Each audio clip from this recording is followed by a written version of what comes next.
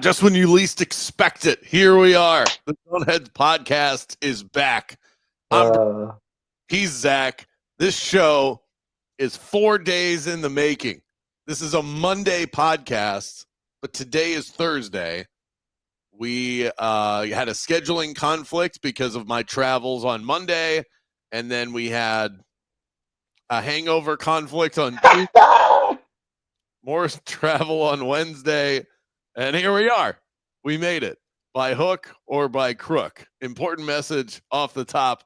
If you're looking to buy, sell, or invest in a home in Central Florida, you need a realtor who not only knows the market, but has experience enough to protect your investment. Meet Kevin Crager with LPT Realty, one of the top 25 producing agents in Central Florida. When it comes to real estate, experience matters. Trust Kevin Crager to guide you every step of the way. The number scrolling at the bottom of the screen. We're on top of it today, and you can find the info for Kevin and all of our partners over at zoneheadsmedia.com in that partners tab. Much to discuss here on the podcast today. Zach, should we give the detail of exactly what went down on Tuesday, our interactions with each other, and what led to us inevitably not doing the podcast that day, that was the plan going into the week. We knew that Monday wasn't going to work because that's when all of the press availability was going on that I was fortunate enough to be a part of down in West Palm. Checked into the hotel shortly after that, and then the festivities commenced from there. Yeah, I don't think we have to dig too deep into it. I think you've already been through enough. I just think a nice little disclaimer here. And again, I went through it in a lesser capacity for the first round of March Madness when I went to Gainesville to watch the Gators play. It gets harder to go harder as you get older. And there's no better reminder than having a night out and you're like, you know what? Let's just pop the top off and let it ride this evening. Quickly reality kind of takes over the next day. And again, as you get older, that next day ends up being like a few days because the recovery process gets brutal. So for folks that are going to watch this or hear this or see this that understand, you get it. The ones that don't, we could explain it all day, but until you get to that age and start to live it a little, it's just impossible. I was trying to explain it to a middle, middle age, a 20 something, mid-20s person the other day, and I was like, you just won't get it. I said you hit 30, and then you really start to feel it every year after. And that's just, it's again the nature of the beast, Brandon. So I'm not going to pile on to you too much. We don't got to go too deep into it. But I'm glad that you're back with the land of the living, my friend. It took a minute. That was brutal. I think that anybody in the situation that I was in would have also found themselves going hard. That wasn't necessarily the plan going in, but you get caught up in the moment. It was one of the craziest nights of my life, just considering all of the people that I was around and rubbing shoulders with. And I found myself at one point drinking with Sean Payton and his wife. I was at, I'll just give you a couple of the interactions that I had that to me blow my mind. And I like to bring people into the experience. At one point, Zach, I'm standing in a food line in between an older woman and a younger woman. And then I hear this guy shouting near me, where the hell is the bar? And I turn around and it's Guy Fieri. And he's right next to me. And I happen to have already well scouted that information. So I told him where the various bars are, and I'm giving him the GPS of the situation. And so, he's taking it all in and says, thank you. Then it strikes up a conversation between the two people that are behind me and in front of me in the line. We all start talking. And then the older woman asks the younger woman, what do you do? Like, what brings you here to this event? And she goes, I work in Roger Goodell's office. And I was like, this is crazy. The woman then turns to me and she goes, what about you? What brings you here? And I was like, well, you're about to be real disappointed after you heard that answer. I'm an Orlando sports talk radio host. And I said, what brings you here? And she said, my daughter married Kevin O'Connell.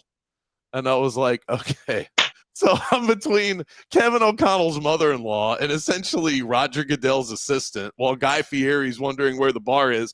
Can you understand how someone gets sloshed in this particular situation? You're not even really thinking about what's going on. It's just these sort of interactions that are happening throughout the course of the night. I find myself at one point chopping it up with Mike McDaniel, the head coach of the Dolphins, and you just constantly just sip here and there, and the next thing you know, you wake up in the morning and try and do a podcast, and it's tougher than it needs to be. It was wild, truly a wild. It sounds like you fit right in there. I would plop Brandon Kravitz, BK, right there in the thick of it all, doing the damn thing. No, it's one of those events too. I've never had the pleasure of covering it. It's one of the few things in the NFL I haven't actually gone and been a part of. But I obviously a lot of Tampa Bay contingency down there. I know you were hanging out with my Pewter Report folks. Shout out to the pewterreport.com. They do a great job. And I've talked to like their various folks year after year about that event, and they always say it is the event of their entire year. And that includes games, that includes like all kinds of scouting and college events too, like after the season, the draft, like all of that they set to the side because they're like, it's the one event where these coaches really do it, all of them at the same time, let their guard down for an evening, right? Like not so much during the media portion. And again, you're in that weird time of year where like the big free agents have kind of already moved. The draft isn't quite on the door yet. But it really is just so unique in so many ways that you get to experience the NFL in a way that's the only way that you'll ever be able to compare it to is that night. It stands alone. So yeah, man, I'm happy for you. And again, I don't hold no bones against it. I've done more on lesser nights, right? So like that's the evening to let it ride. And man, just it sounds like a blast. And obviously, again, living vicariously through you, and I know a lot of the zone heads and folks that follow you in Orlando and worldwide. It was cool, man. We were keeping up with all the videos and the different things going on. So it's for me knowing how awesome it is to watch on social as you post stuff, but knowing that night was going to be unlike anything we'd be able to actually see. And now we get to hear a little bit about it. So appreciate you sharing that, man. It's a badass evening, and I'm glad you get to be a part of it. Yeah, something I wish everybody was able to experience because it's always unique when you can see any celebrity. You know, we're sports fans just like everybody that's listening to this. Whenever you see somebody that you follow throughout the course of their career out in public or at an event, it's sort of a special moment. Now imagine all of them at the exact same time everywhere you turn. It's mind-blowing, and it's not just the coaches and the owners. I mean, at one point I'm standing at the bar, which was a frequent event in this situation, and I hear this person behind me talking about this new house they bought, and I'm like, well, they sound rich. And I turn around, and it's Clark Hunt, the owner of the Kansas City Chiefs. Yeah. It's just this kind of thing. It's so unique. And to be able to experience that is I understand how rare that is, and I like to bring people in to that. Now, a lot of this stuff, Zach, I like to think that even in an inebriated state, I have enough coof to I don't just go up to people and start talking. Nobody wants that experience from the guy they don't know. That is, I try and keep the geeking out as internal as I can, even when the drinks are flowing. So any conversation that I had with anybody of a notoriety status happened casually. I'm not just going up to people. That's just not a cool thing to do. This is not the kind of place to go up and snap a selfie. That's why all these people that I'm talking about, there are no pictures on the internet with me, snapping a picture at the bar. It's just not that kind of spot. So I try and keep a low profile, and any conversation I find myself in happens casually. Most of the time, you're just walking by people and going, oh my God, that's Sean McVay. Let me keep it rolling. There was one conversation that I found myself in, though, with somebody that you wouldn't know, but from what I've learned, he introduced himself, he gave me his full name.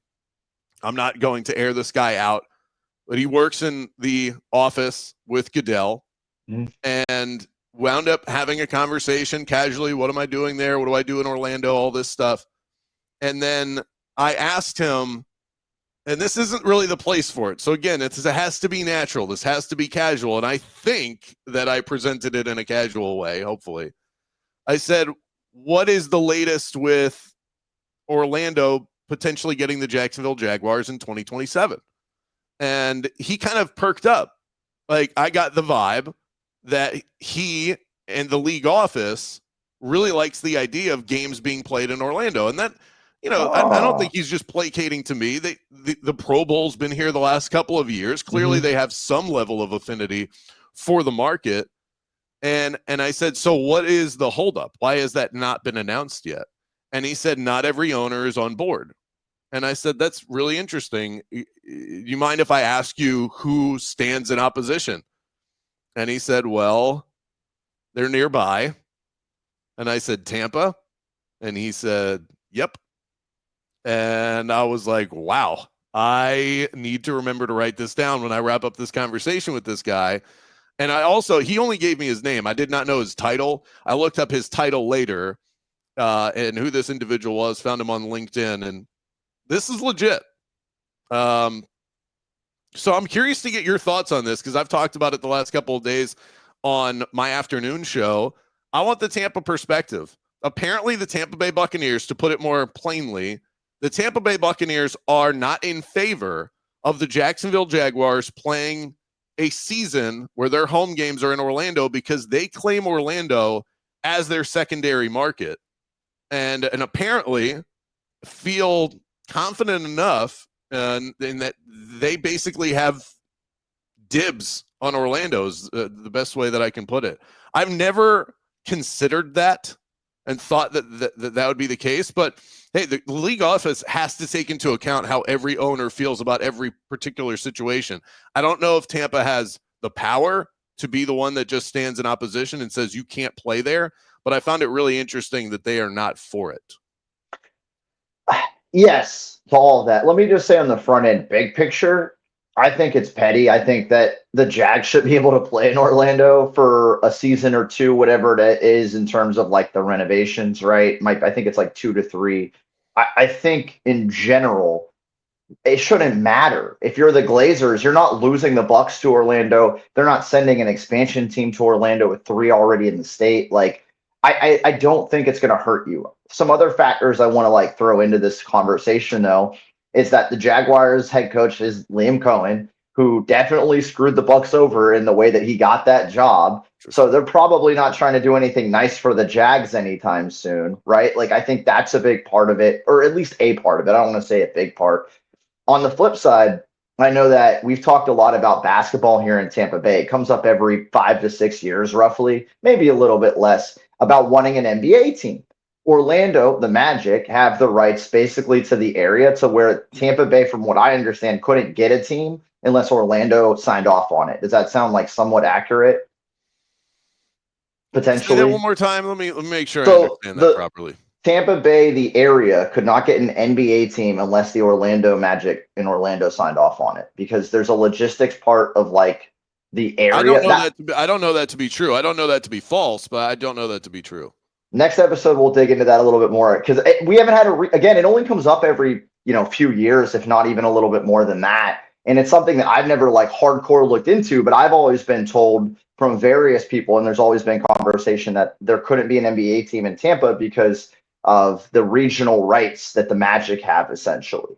But I digress. Well, the Raptors played a season in Tampa, and the Magic didn't stand in the way of that. And that's why I brought it up. So regardless of like what contractually is there, the NBA has in terms of regions and rights, the Raptors did come down and play a season in Tampa. And by the way, nobody went to see them. And that was during COVID, when people were dying to go out and see sports, and they still didn't show up. And I was like, and that might be why the Magic didn't stand in the way. I don't think they're as paranoid that all of a sudden all these Tampa sports fans are going to become Raptors fans. That could exist. I think it would be petty, like you said, but right. That could exist for the Bucks saying, we don't want people in Orlando to grow this affinity for the Jacksonville Jaguars. But that's not going to happen in a year or two, right?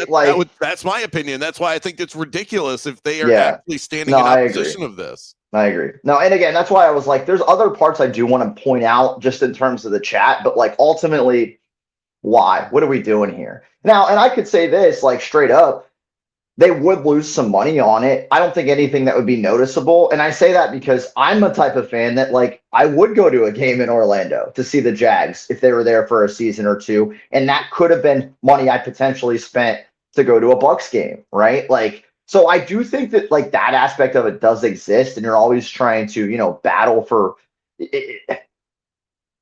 without taking a shot at Orlando because it's not meant to be, but with multiple major sports teams in a town, you're battling for those consumer dollars in a way that like the Magic don't have to really, right? Like if you're in town and you're a sports fan outside of college games and minor league stuff, like your basically only option is to go to the Magic. But in Tampa, the Rays, the Lightning, and the Bucks are constantly battling for those consumer dollars.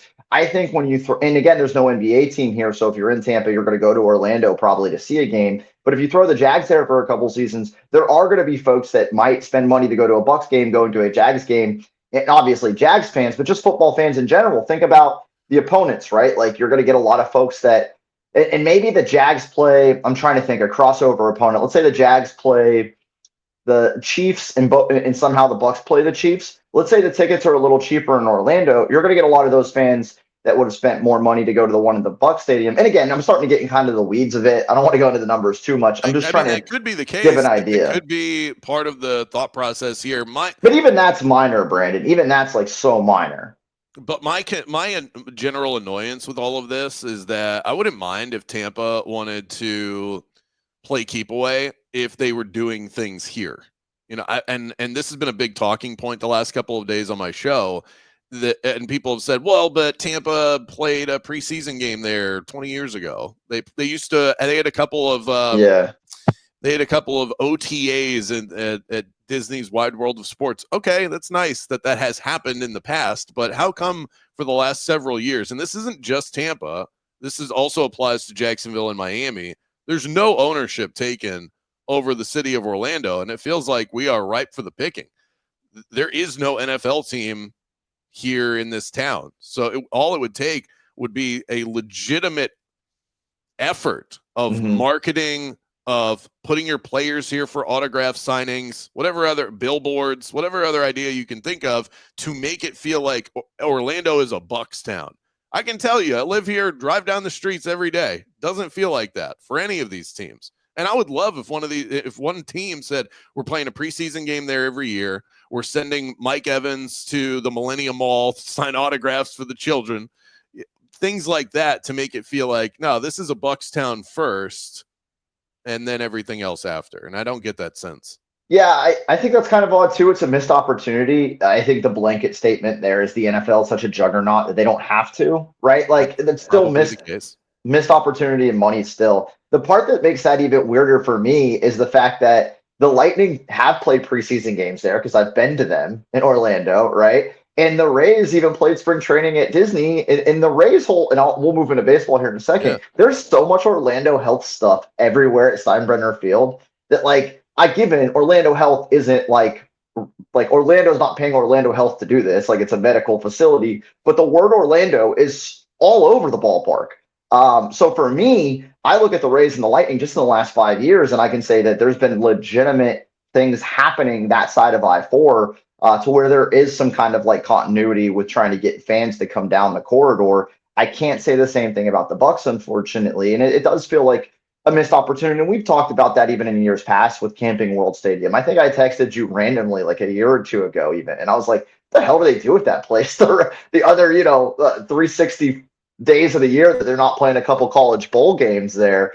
And again, I just feel like there is opportunity there, but the NFL is such a juggernaut.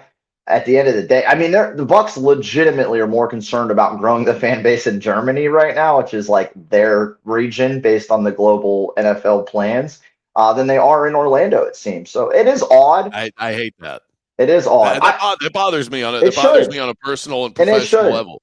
Yeah, I get it. Okay, man. Well, let's transition. You were at the George Steinbrenner Field the last couple of days. Paul Keen's on the mound for the Pittsburgh Pirates. So I'm curious what the experience was like for you.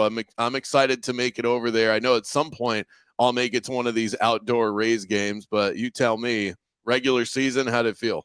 Well, shout out to Zone Heads, Greg Rhodes. I saw he was out there as well, taking some pictures and doing some things. So it's good to see some of the folks from Orlando making the trip down the I-4 corridor, not have to go the second half of the distance to St. Pete. I'm sure that was a little bit helpful. I'm certainly loving it in Plant City, that trip. It's easier both ways. How long did it take you to get there? The day game, so yesterday was Skeens on the Mound. It took me roughly 35-ish minutes, and I would say like Right. the worst part of that was just to get into the parking lot, right? Once you're heading past Ray J on Dale Mabry, like that's where it gets congested, but the rest was pretty cake. The night game, I think it was closer to like 50 minutes, 45 minutes.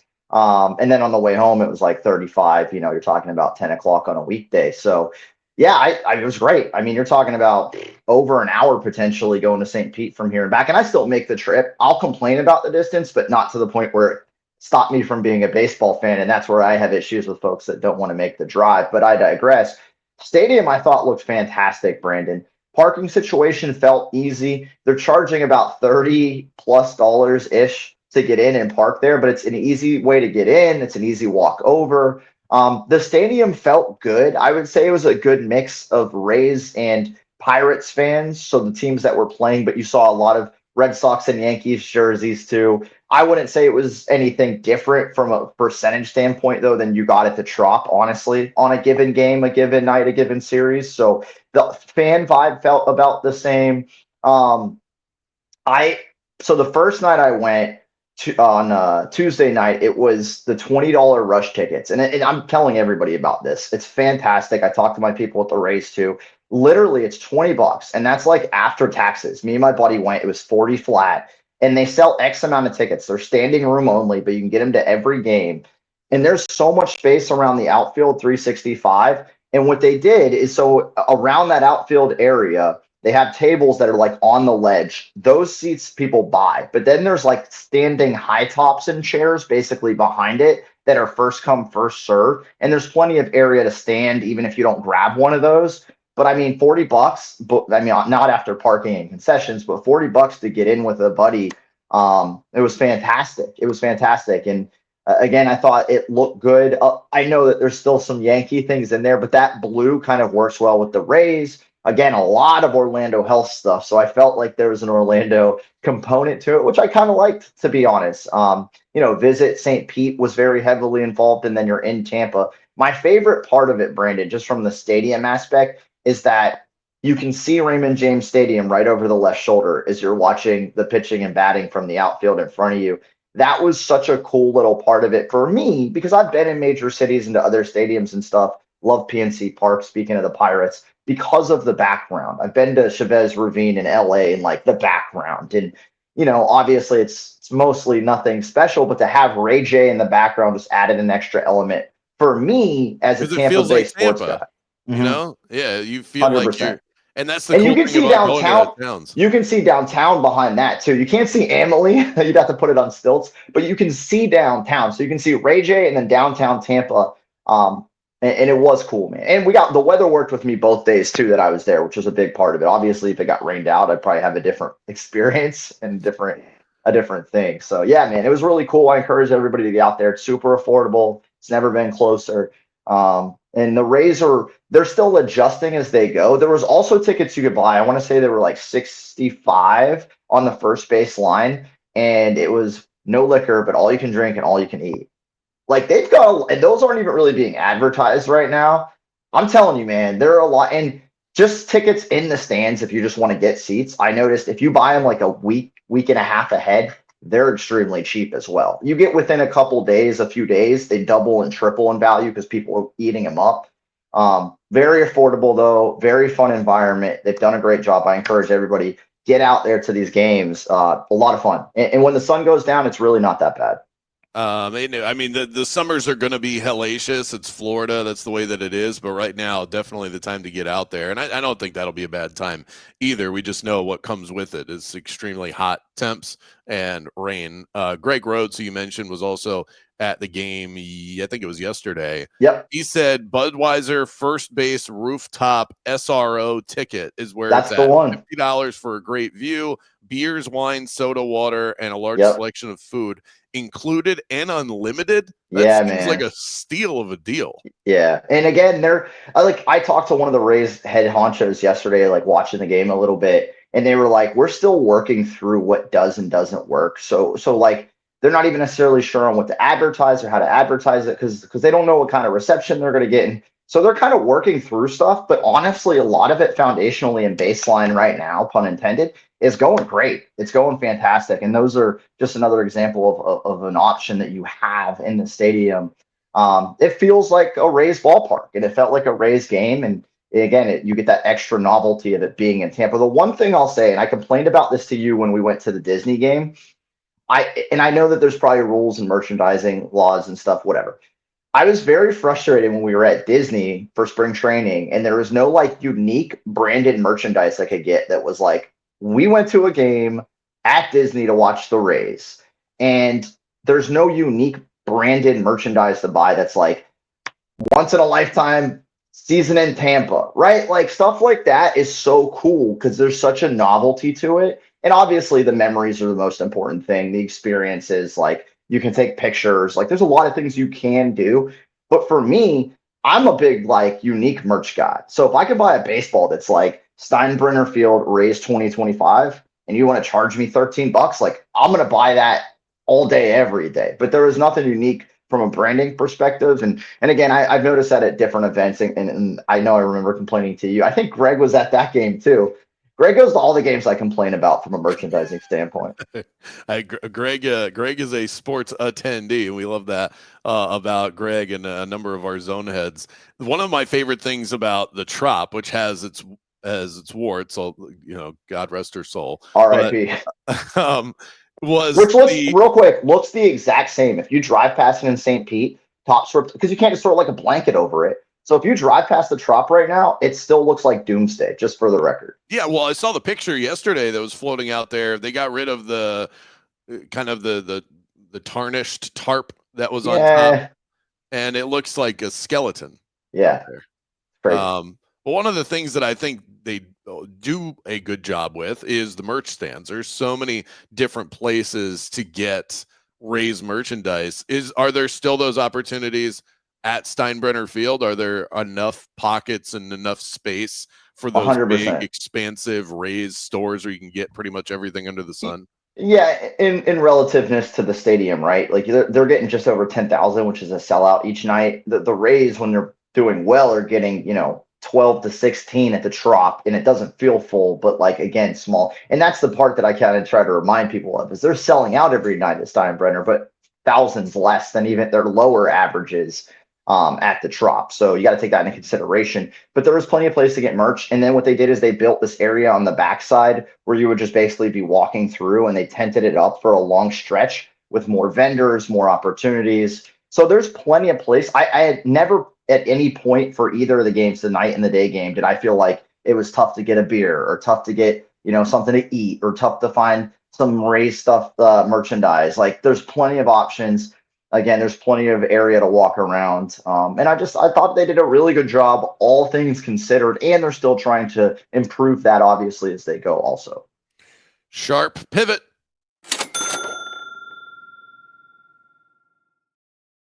So the Final Four is now set.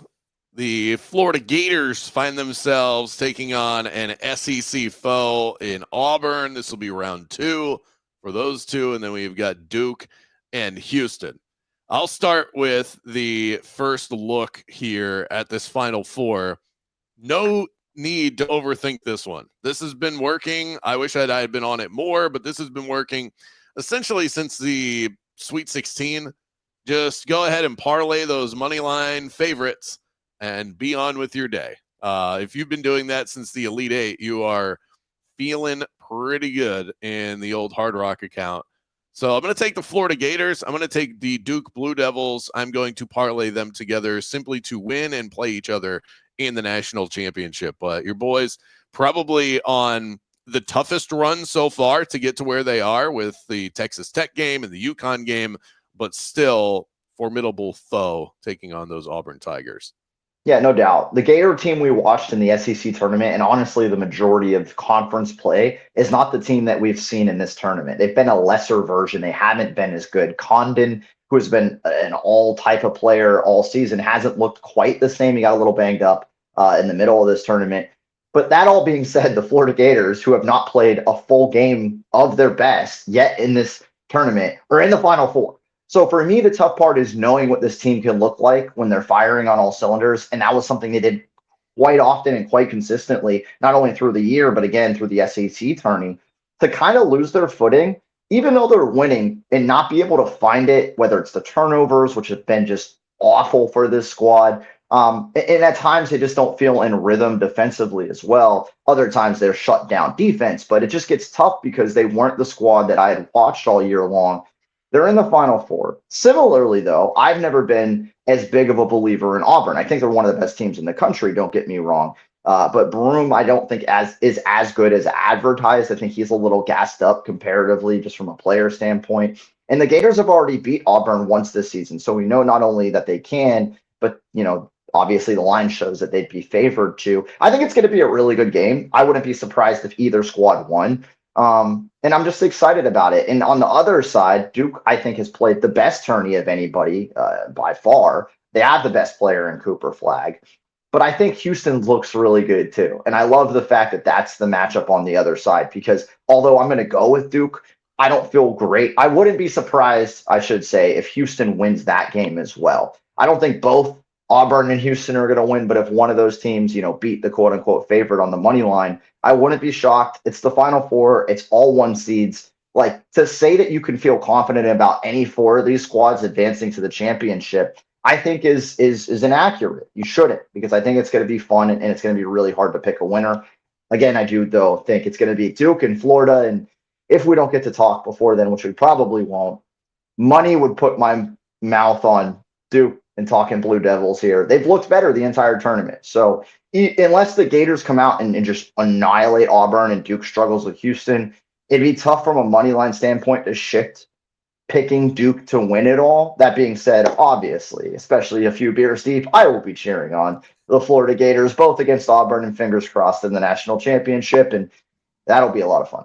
Well, we knew that was going to be an emotional read for you, so no surprises there. These are the four best teams in college basketball, so it would be no surprise at all, no matter what combination of these four teams you get in the national championship. It does feel like, with the way these teams are playing right now, the winner of the title is going to come from the Duke and Houston game, but we'll see. Sometimes there's something to be said for that battle-tested team that has already gone through those tough stretches at the end of games and found ways to win. That's something that Florida can say. These other teams, not as much. Florida's gone through this a couple of different times, and they know exactly what they need to do when it's the final 2 minutes and they need big buckets. And his name is Walter Clayton, and he has stepped up big. So if he were in that position again, you have the confidence that he's going to be able to come through. These other teams, like Auburn, rolled through an overrated Michigan team that took itself way further than anybody had anticipated. And Michigan State, they've got the Izzo factor, but this isn't the best Michigan State team that we've seen over the years. I just don't think that their ride to this point has been as impressive to me. I do think there's something to building yourself up through that sort of adversity that Florida has had. Yeah, I agree. But on the flip side of that, it's like that'll benefit them if they're in a close game late. But the reason that they've been in close games is because some sloppy play and turning the ball over. I mean, they were averaging, I think, like just under 10 turnovers roughly a game. They're getting that in the first half in some of these matchups. So they're like doubling, if not like more so, their turnover output. It's been sloppy. And what I say is, if you do that against a team like Duke, Auburn, even Houston, you're going to be up big. And those comebacks are going to be a lot harder against any of these other remaining three teams. So if you put yourself in a spot early, that probably won't come into play. However, if you are playing well and you play these teams tight and it comes down to the last couple of minutes, I do tend to lean that the Gators' experience in this tournament, winning late, will benefit them more than a squad that hasn't had to hit those big shots. So I agree with you. I think you'll know real quick with the Gators what kind of version you're going to see out the gates, because if they start with their foot on the gas, I don't see any of these teams beating them. They just haven't been able to do that yet this tournament. You and I both are on at different prices, but we're both on Florida to win the national championship. So that would be a benefit to both of our accounts. One of the other random bets that I placed a couple of months ago was a parlay of Duke to win the national championship. This is before I officially placed the Florida bet. Duke to win the national championship and the Oklahoma City Thunder to win the NBA championship. So if Duke or Florida win, I feel like I'm in a good spot because I do like OKC to pull in the title still in the NBA. Yeah, I'll ride that with you. I'm cool with that. I feel like OKC just keeps their players keep getting more commercials. They keep adding players to their commercials. Like it was just one of them. Now there's two. Now they got like three players. They're doing multiple commercials. They're everywhere. I can't get the Thunder off my TV, man. They're amazing. They're amazing. That was a bonus bet. I was like, I don't know what to place on this. Let me just throw a random parlay out there for the Love future. that. Also like the Lakers tonight if you needed something tonight against the Golden State Warriors. But that is a wrap for this week's edition of the Zone Heads podcast. 4 days late, but the content all the same. And shout out to our guy, Kevin Crager with LPT Realty. When it comes to real estate, experience matters. Trust Kevin Crager to guide you every step of the way. 407-702-4635 is how you can reach him. Zach, I guess we get back on schedule with a Monday episode next week and see if we can just get this train back on its original tracks. We'll see what happens. National championships Monday. I think it's going to be a crazy few days this weekend. I do want to say one disclaimer. I still hate that the national championship is played on Mondays. That's both for football and basketball. It's an insane thing to me. And I've never been more irritated than I am today because the Gators might be in it and it's stupid. Well, maybe we recap on Tuesday then. We're already off schedule. Might as well stay that way, and then eventually we'll get back on track.